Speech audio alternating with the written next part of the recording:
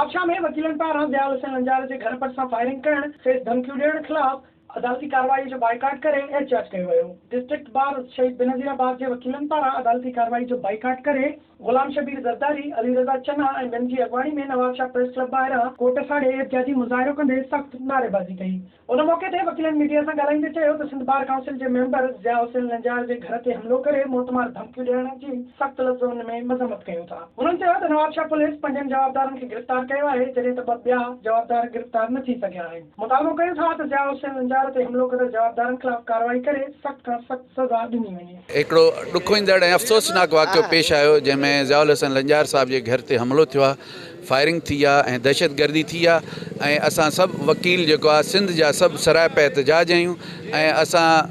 इहो इंतिज़ामिया खां घुर था कयूं त फिलफौर जल्दी जेतिरो थी सघे त जवाबदारनि खे गिरफ़्तार करे उन्हनि खे सज़ाऊं ॾिनियूं। ज़िया साहब जे बंगले ते कल राति थियल हमले ते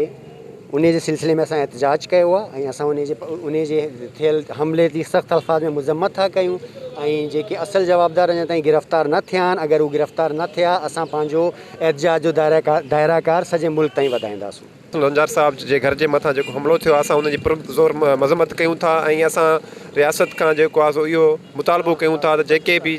जवाबदार इन में इन्वॉल्व आहिनि उन्हनि खे फुल फॉर गिरफ़्तार कयो वञे। विज़िट कयो अवामी आवाज़ मीडिया ग्रुप जी वेबसाइट awamiawaz.pk